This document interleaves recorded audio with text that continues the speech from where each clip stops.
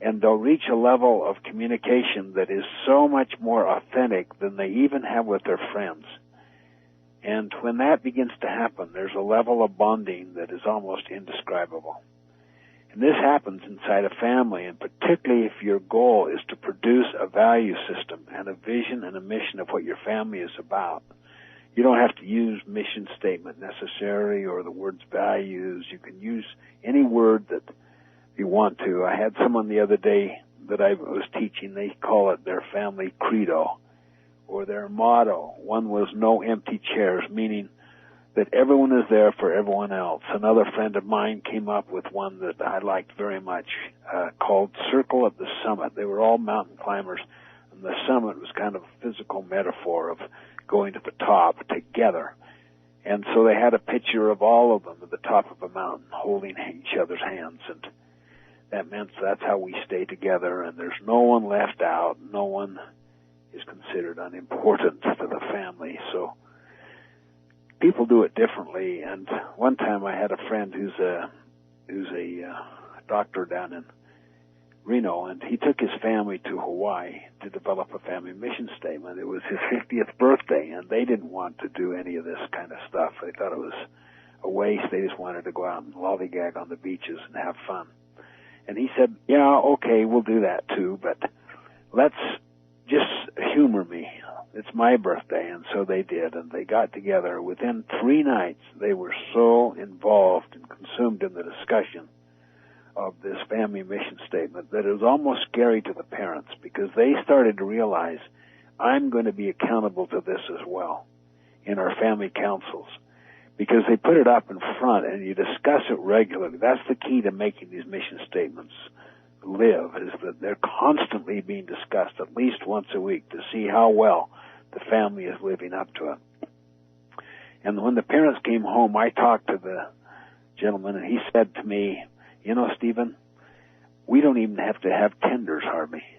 We do for the real little ones, but this mission statement process was so powerful that it's almost as if that they will govern themselves by these values because they produced it, and they are emotionally connected to it, and they see the wisdom behind it.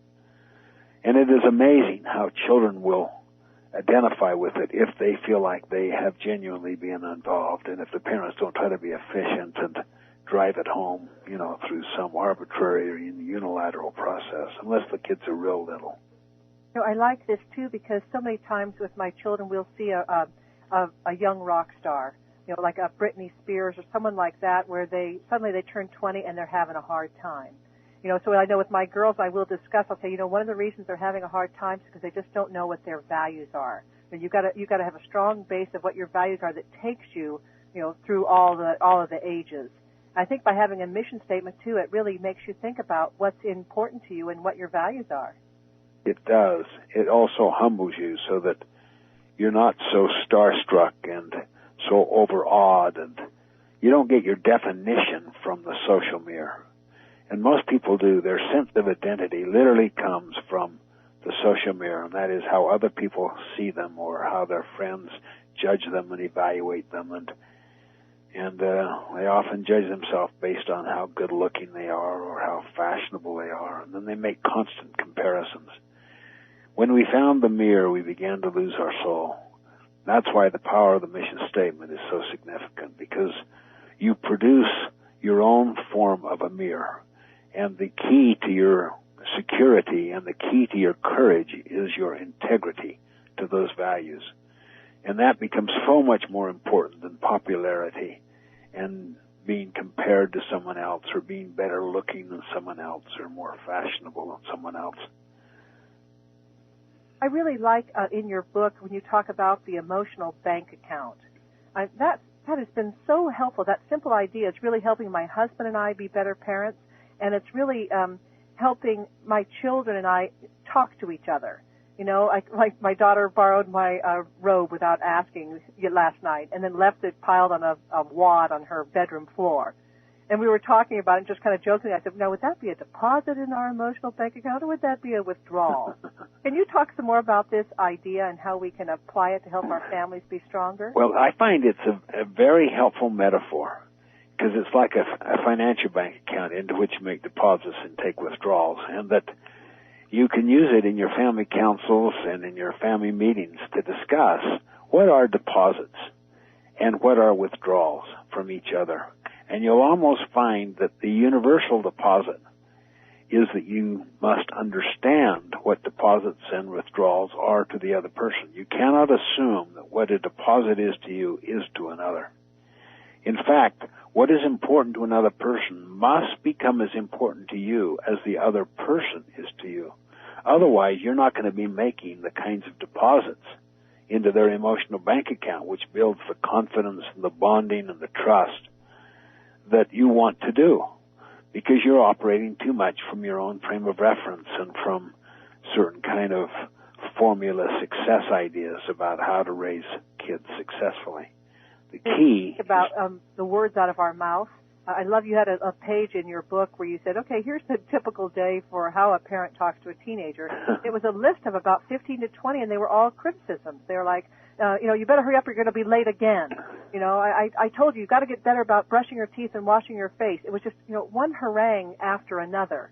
And, of course, those would all be withdrawals from the bank account between that parent and the child. Right. And I really like the idea of catching them being good, and that, 8 out of the 10 things out of our mouths really should be positive. And if we have something critical, making sure that it's being said really kindly so that it isn't a withdrawal.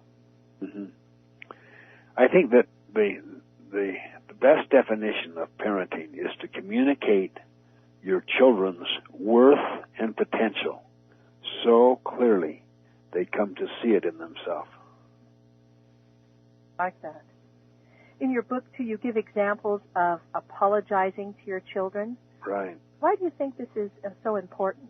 What it does is it legitimatizes the right for you to change yourself and you model that you are not perfect and that you make mistakes and that you're sorry. And in fact, I would say about in the book that you're talking about a fifth of the stories are about my family, and about half of those are my apologizing for violating the very things I'm talking about even now.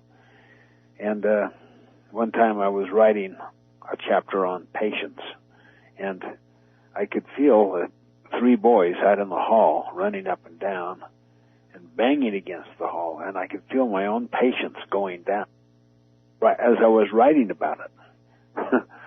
And so eventually I lost it, and because the noise became so loud and yelling and so forth. So I went out in the hall, and there I saw my son David. He was bleeding from the mouth, and they were playing tackle football in a little hall that was about 3.5 feet wide, and they were having a ball.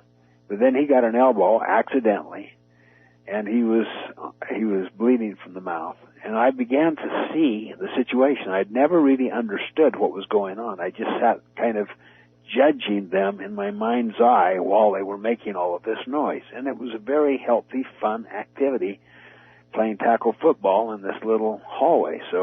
But anyway, it wasn't until I sent them into their room before I even appraised what had going on. I said, you go into your rooms, you behave yourself. You know how hard it is to try to write, and I'm trying to concentrate on all this noise and banging around. What's going on anyway? That's when I began to sense it. And anyway, I went in to apologize to my son, Stephen. He's the first one to apologize to. And just as I walked in the room, he said, I won't forgive you. Oh, honey, I'm so sorry. I didn't realize you were just playing football out there and David got hurt. I really am sorry. I didn't mean to. And I said, why won't you forgive me? And he said, because you apologized yesterday. In other words, I've had it with all these apologies. Why don't you just change your behavior? And I said, well, I'll probably blow it again, and I'm so sorry. So I do believe that apologies literally liberate you to be a human being, and they see you as a growing, developing person. You're legitimatized to make a change, and they also learn to apologize to each other. And recognizing that no one's perfect, that we all make mistakes. Exactly. You don't think it weakens us with our parenting then? I think it does the opposite. I think it literally strengthens us. They see us as growing